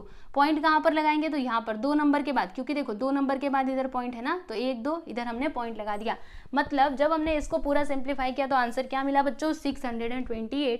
तो यहाँ पे हम लिख देंगे 628 माइनस साइड कितना था ये स्क्वायर का, तो 20 था, तो 20 का स्क्वायर करेंगे तो क्या आएगा बच्चों 400। चलो अब इसमें से 400 को माइनस कर देते हैं, तो 8 में 0 गया 8, इधर 2 इधर 2, कितना आ गया बच्चों 228, ठीक है ना। यानी कि total area of the shaded region क्या हो जाएगा, देखो ये हमने क्या निकाला, पहले आप समझ लीजिए कि अभी तक हम क्या क्या फाइंड कर चुके हैं। तो हमने इधर क्या निकाला था बच्चों, ये वाला जो शेडेड रीजन है ना इसका एरिया निकाला था, ठीक है। और यहाँ पर जो हमको एरिया मिला ना, हमें इसका और इसका एरिया मिला, ठीक है। हमें क्या बताना था, ओवरऑल जो शेडेड रीजन है यानी कि this part and this part, ठीक है, इन सभी का एरिया हम लोगों को बताना था। समझ पा रहे हो कि नहीं।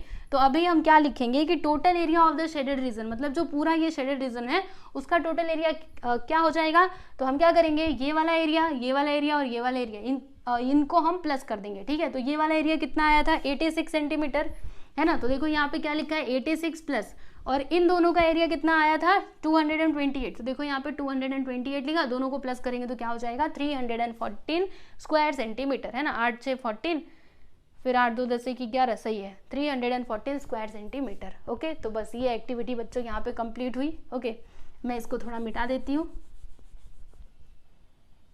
जो एक्स्ट्रा पार्ट है।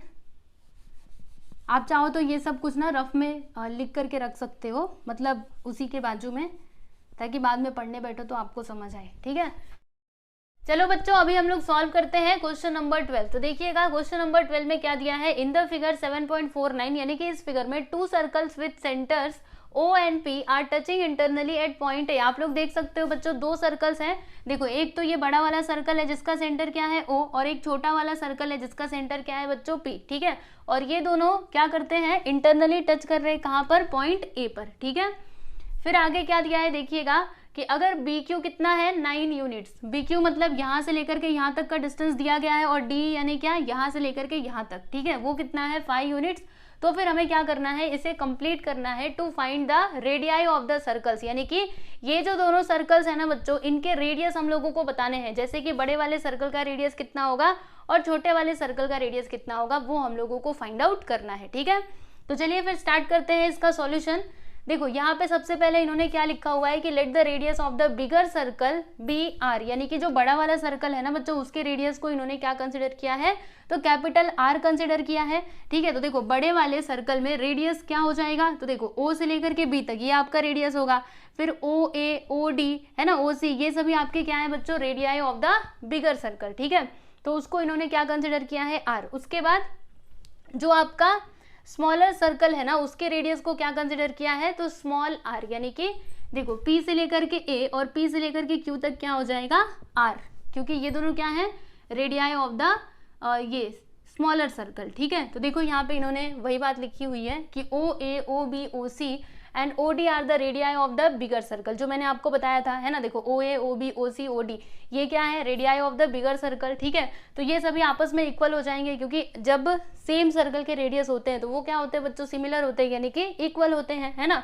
तो ये सभी किसके इक्वल हो जाएंगे, आर की, क्योंकि बड़े वाले सर्कल के रेडियस को हमने क्या कंसिडर किया है, तो कैपिटल आर कंसिडर किया है। ठीक है, और फिर PQ और PA ये दोनों क्या हो जाएंगे बच्चों, स्मॉल आर। PA और PQ और PA है क्या, तो देखो PQ यानी radius of the smaller circle, मतलब छोटा वाला सर्कल, और PA भी क्या है बच्चों, radius of the smaller circle. ठीक है, तो ये दोनों क्या हो जाएंगे, स्मॉल आर। ठीक है, इतनी बातें आपको समझ में आई।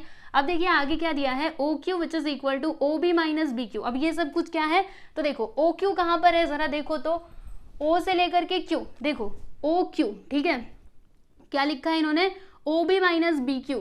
तो हमने क्या किया, जैसे कि मैं आपको थोड़ा इधर से अलग से करके बताती हूँ। देखो यहाँ पर है आपका O, ठीक है, यहाँ पर एक Q और यहाँ पर एक क्या है बच्चों, B। ठीक है, ये तीनों पॉइंट्स क्या है, कोलिनियर। तो अगर मुझे ये OQ का लेंथ चाहिए, किसका, जैसे यहाँ पे इन्होंने लिखा हुआ है, तो मैं क्या करूँगी, देखो पूरे में से यानी BO में से अगर मैं इतना वाला हिस्सा यानी कि BQ अगर मैं माइनस कर दूँ तो फिर मुझे ये OQ मिल जाएगा। तो देखो इन्होंने वही लिखा है, OB मतलब BO माइनस BQ, यानी कि पूरे में से अगर मैं इतना वाला पार्ट हटा दूं, इतना पार्ट मैं हटा दूं तो मुझे क्या मिलेगा, OQ मिलेगा कि नहीं, वही बात इन्होंने यहाँ पे लिखी हुई है। ठीक है, अब देखिए बच्चों यहाँ पर क्या आएगा, तो OB मतलब यहाँ से लेकर के यहाँ तक। ठीक है, कहाँ गया, हाँ यहाँ से लेकर के यहाँ तक, OB यानी क्या, ये पूरा।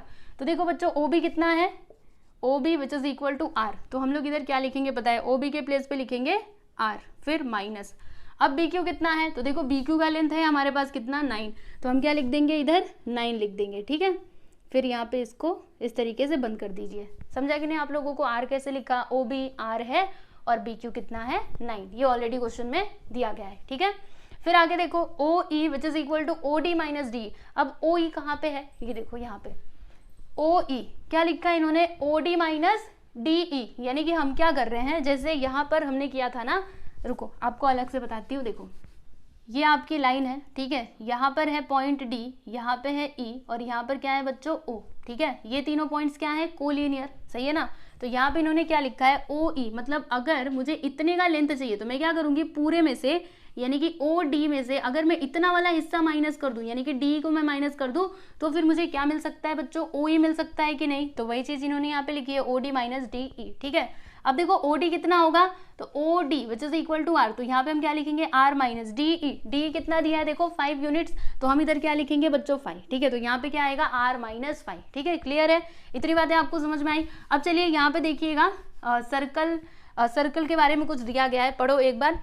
As the chords Q, A and E, F of the circle with center P intersect in the interior of the circle, so by the property of internal division of two chords of a circle, और फिर जाके ये लिखा हुआ है। अब इसका meaning क्या है उसे आप लोग समझिएगा। जैसे अगर मैं ये छोटे वाले सर्कल की बात करूँ, चलिए मैंने ये छोटा वाला सर्कल बना लिया, ठीक है, तो ये इसका क्या है बच्चों, ये इसका डायमीटर यानी कि रेडियस है, बराबर, और एक लाइन इस तरीके से है ना। तो इसमें अगर आप देखोगे तो ये भी आपका कोड है, ये भी आपका कोड है ना, और ये दोनों कोड्स क्या कर रहे हैं, जैसे इसका नाम भी लिख देते हैं, इधर ई, इधर एफ, यहाँ पे ओ है, यहाँ पे क्या है, एक मिनट रुको, यहाँ पे है क्यू, ठीक है, फिर यहाँ पे है ए, ठीक है ना। देखो यहाँ पे क्या लिखा, Q A and E F.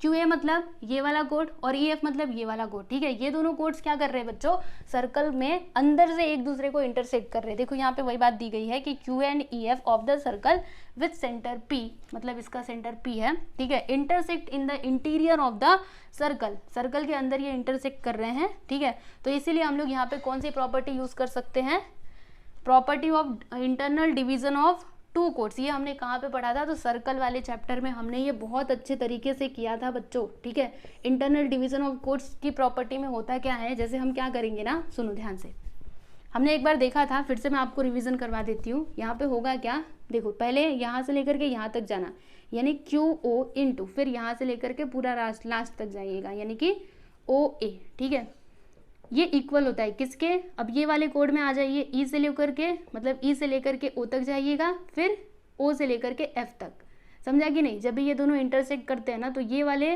Point तक आपको क्या करना है, पहले यहाँ से यहाँ तक आना है, जैसे मैं गई, ठीक है, फिर यहाँ से आपको लास्ट तक जाना है, जैसे यहाँ तक गई, ठीक है, फिर ई से लेकर के ओ तक, और फिर उसके बाद ओ से लेकर के एफ तक। ठीक है, तो ये दोनों साइड्स क्या होते हैं, आपस में इक्वल होते हैं। तो देखो यहाँ पे वही बात दी गई है, ओ क्यू यानी कि क्यू ओ इंटू ओ ए, ये इक्वल है किसके, ओ ई, मतलब ई ओ इंटू ओ एफ के। ठीक है, समझा कैसे किया, तो ये हमने सर्कल वाले चैप्टर में किया था, आप लोग को याद होगा। चलिए अभी देखते हैं। अब देखो बच्चों, ओ क्यू का लेंथ हम लोग क्या लिखेंगे, तो ओ क्यू हमने इधर निकाला था ना, ये देखो क्या निकाला था, आर माइनस 9, तो इसके प्लेस पे हम क्या लिखेंगे, आर माइनस 9। ठीक है, फिर इंटू आर ऑलरेडी है ना।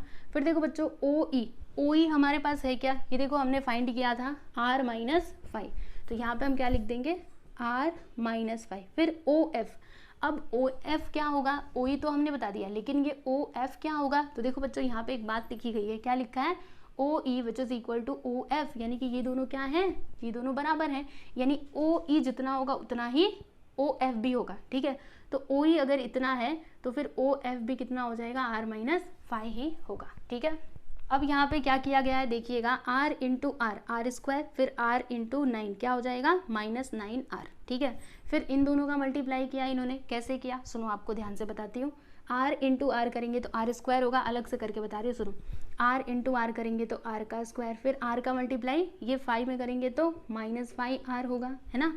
फिर ये देखो इसका मल्टीप्लाई हमने इन दोनों में कर दिया, अभी इसका मल्टीप्लाई इन दोनों में करेंगे तो माइनस 5 इंटू आर क्या आएगा, यहाँ पे आ जाएगा माइनस 5 आर। ठीक है ना, फिर माइनस 5 इंटू माइनस 5 यहाँ पे आ जाएगा प्लस 25, क्योंकि देखो माइनस 5 माइनस माइनस मिला करके प्लस, और 5 5 से क्या होता है 25 होता है। ठीक है, अब देखो यहाँ पे क्या आएगा, आर स्क्वायर का आर स्क्वायर, फिर माइनस 5 आर माइनस 5 आर, दोनों आपस में प्लस हो जाएंगे क्योंकि दोनों के दोनों क्या है, माइनस है। ठीक है ना, तो क्या हो जाएगा बच्चों, माइनस 10 आर प्लस 25, वो तो पहले से ही है। ठीक है, अब देखो यहाँ पे इन्होंने डायरेक्टली आर का वैल्यू लिखा है ना, तो अब ये कैसे सॉल्व हुआ वो आप लोग को बताती हूँ। देखो जब हम इसको सिंप्लीफाई करेंगे तो ये हमें मिलेगा, और इधर क्या था वो भी लिख लेते हैं, रुकिए पूरा अच्छे से इसको मैं आपको सॉल्व करके बता देती हूँ। इसके आगे का देखना, हाँ यहाँ पे क्या है, R square minus 9 R which is equal to R square minus 10 R plus 25। ठीक है, अब देखो होगा क्या, ये देखो आर स्क्वायर, ये भी आर स्क्वायर, तो आर स्क्वायर से आर स्क्वायर को हम लोग कैंसिल कर सकते हैं ना, क्योंकि अगर मैं इसको बुलाऊंगी तो ये माइनस में हो जाएगा, तो ये प्लस ये माइनस, तो ये दोनों तो कैंसिल ही होने वाले हैं, इससे अच्छा पहले ही कैंसिल कर दो, ठीक है। फिर उसके बाद इधर क्या है -9r और इधर क्या है -10r + 25। अब हम एक काम करते हैं, ये जो -10r है इसको इधर बुलाते हैं, तो जब ये इधर आएगा तो +10r हो जाएगा, और ये -9r तो पहले से ही है, विच इज़ इक्वल टू 25। अब देखो 10r - 9r करेंगे तो क्या आएगा, 10 में से 9 गया तो 1, मतलब यहाँ पे आएगा ओनली r, 1r का मतलब क्या, ओनली r, ठीक है, विच इज़ इक्वल टू 25, यानी r का वैल्यू हमें क्या मिला बच्चों, 25। तो यहाँ पे हम क्या लिख देंगे, 25 लिख देंगे, ठीक है। समझे ना कैसे हुआ। अब आगे देखिएगा बच्चों, यहाँ पे क्या लिखा हुआ है, AQ which is equal to 2R which is equal to AB - BQ। अब ये सब कुछ क्या है उसको हम लोग समझ लेते हैं। तो देखो AQ मतलब यहाँ से लेकर के यहाँ तक का डिस्टेंस, ठीक है। AQ ये किसके इक्वल होगा, 2R के। अब ये 2R कहाँ से आ गया, तो देखो बच्चों मैंने आपको यहाँ पर एक बात बताई थी, क्या बताया था, ये देखो PQ और PA ये दोनों क्या है, R है। PQ मतलब यहाँ से लेकर के यहाँ तक, और PQ यानी क्या, अच्छा PQ यानी ये हो जाएगा, और PA मतलब यहाँ से लेकर के यहाँ तक, ठीक है। ये भी आपका R है, ये भी R है ना। तो अगर मुझे ये पूरा AQ चाहिए तो मैं क्या कर दूंगी, इसको और इसको प्लस कर दूंगी, यानी कि R + R तो कितना हो जाएगा बच्चों, 2R। तो इसीलिए इन्होंने क्या लिखा है, AQ which is equal to 2R, ठीक है। और फिर उसके आगे क्या लिख दिया, AB - BQ। अब ये क्या है, तो AB यानी क्या, पूरा यहाँ से लेकर के यहाँ तक का डिस्टेंस, ठीक है। AB माइनस, इसमें से इन्होंने क्या किया बच्चों, ये BQ को माइनस कर दिया है, ठीक है। क्यों माइनस किया, क्योंकि देखो मुझे क्या चाहिए बच्चों, AQ चाहिए। अब ध्यान से समझिएगा, ये जो तीनों पॉइंट्स है ना, A Q और B, ये तीनों पॉइंट्स क्या है बच्चों, कोलिनियर पॉइंट्स हैं, ठीक है। तो अगर मुझे AQ चाहिए, मतलब यहाँ से लेकर के यहाँ तक का लेंथ चाहिए, तो मैं क्या करूँगी, पूरे में से यानी कि AB में से अगर मैं ये BQ को माइनस कर दूँ, देखो BQ को माइनस कर दूँ तो मुझे क्या मिलेगा, A से लेकर के Q तक का डिस्टेंस मिलेगा। तो वही इन्होंने यहाँ पे लिखा AB - BQ, ठीक है। फिर उसके बाद आगे क्या किया है, तो ये 2R लिखा है, 2R which is equal to 50 - 9। अब ये 50 कहाँ से लिख दिया, तो इन्होंने ना AB का वैल्यू क्या लिखा है बच्चों, 50 लिखा है, ठीक है। अब AB का वैल्यू 50 कैसे होगा, तो सुनो, यहाँ पे हमने क्या निकाला था बच्चों, R का वैल्यू निकाला था, ठीक है। अब ये R क्या है, तो R ना बड़े वाले सर्कल का रेडियस है, ठीक है। और AB क्या है बच्चों, ध्यान से देखो, A से लेकर के B ये क्या है, डायमीटर ऑफ बिगर सर्कल, यानी बड़े वाले सर्कल का ये डायमीटर है, ठीक है। तो अगर बड़े वाले सर्कल का रेडियस है 25 यूनिट्स, ठीक है, तो फिर इसका डायमीटर कितना हो जाएगा, यानी AB का लेंथ कितना होगा बच्चों, हम जानते हैं ना कि डायमीटर क्या होता है, रेडियस का 2 गुना होता है, यानी 25 का हम लोग 2 गुना कर देंगे तो कितना आएगा बच्चों, 50। इसीलिए इन्होंने AB क्या लिखा है, 50 लिखा है, ठीक है। फिर ये BQ कितना है, तो देखो BQ तो ऑलरेडी 9 दिया गया है, यहाँ पे लिख दिया 9। अब देखो 50 - 9 करेंगे तो क्या आएगा, 41। 50 में से इसको माइनस करेंगे तो 41 ही आएगा ना। अब उसके बाद देखो इन्होंने क्या किया, इधर क्या था, 2R था, ठीक है, और यहाँ पे 41 आया, तो ये जो 2 था ना इसको हमने इस साइड ले लिया, तो जब ये इधर जाएगा तो 41 के साथ डिवाइड हो जाएगा, ठीक है। चलो अब इसको डिवाइड करते हैं, तो 2 2 ज़ा 4, इधर 1 है ना, तो क्या करना होगा, हमको पॉइंट लगाना होगा और 0 बढ़ाना होगा, ठीक है। तो हम यहाँ पे एक 0 बढ़ा देंगे, इस तरीके से पॉइंट लगाएंगे, 0 बढ़ाएंगे। अब कितने बार में जाएगा, 5 बार में, 2 5 10, यानी कि आंसर क्या मिलेगा बच्चों, 20.5। और यहाँ पे कुछ यूनिट नहीं दिया है ना, तो लिख दीजिएगा स्क्वायर यूनिट, ठीक है। अभी सेंटीमीटर वगैरह दिया नहीं है, तो स्क्वायर यूनिट्स लिख देंगे तो भी चलेगा। ये 20.5 कैसे आया, समझा ना, आपको डिवाइड करेंगे तो आपको पता चलेगा, ऐसे करके डिवाइड करो, 41 और 2, तो 2 2 ज़ा 4, ठीक है। फिर ये 1 को लिखा, अब हमें 0 बढ़ाना पड़ेगा ना, क्योंकि ये एक नंबर से, मतलब ये छोटा है ये बड़ा है, और फिर जाके पॉइंट लगाएंगे और 0 बढ़ाएंगे, 2 5 ज़ा 10, यानी कि 20.5, ठीक है। तो बस इतना ही था। यहाँ पे आपका ये जो प्रॉब्लम सेट 7 है बच्चों फाइनली कंप्लीट हुआ है ना। समझ में आया कि नहीं, कमेंट भी कर दिया करो आप लोग, ठीक है। सभी के कमेंट्स में देखती हूँ, तो समझ आता है तो लिख दीजिए कमेंट में कि हाँ हमको समझ आया, ठीक है। और कुछ भी चाहिए तो वो भी आप कमेंट करके बता सकते हैं, ठीक है बच्चों। और आप लोग हमारे टेलीग्राम चैनल को भी ज्वाइन कर लीजिएगा, और अगर आप चाहे तो मुझे इंस्टाग्राम पे फॉलो कर सकते हैं, उसका लिंक आपको डिस्क्रिप्शन में मिल जाएगा, ठीक है। और अगर आपको कोई भी वीडियो चाहिए तो आप लोग सीधे सीधे प्लेलिस्ट में जाइएगा, वहाँ पे जा करके आप लोग देखोगे ना तो हर एक लेसन के लिए अलग से प्लेलिस्ट बनी हुई है। जैसे कि ये जो आपका चैप्टर है, चैप्टर नंबर 7, इसके लिए अलग से प्लेलिस्ट बनी है, ठीक है। तो जब आप उसमें जाएंगे ना तो वहाँ पर आपको ये चैप्टर के सारे वीडियोस लाइन से अरेंज किए हुए मिल जाएंगे, ठीक है। इसी के नहीं, हर एक चैप्टर के लिए ऐसा किया हुआ है, ठीक है। तो बस आप लोग अपनी पढ़ाई अच्छे से करते रहो, और कुछ चाहिए तो कमेंट करके ज़रूर बताइए, ठीक है। चलिए फिर, चलिए, गुड बाय एवरीवन।